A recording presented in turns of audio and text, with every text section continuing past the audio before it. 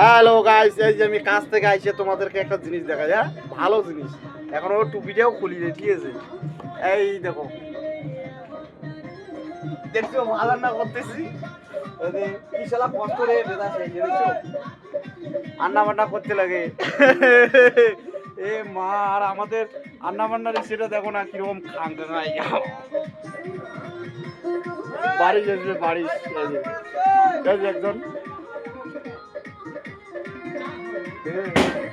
ভালো রান্না করতেছে।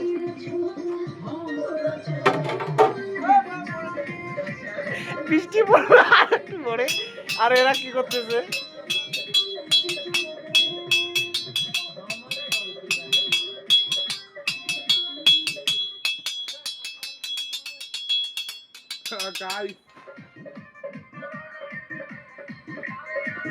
আমি কথা দাও।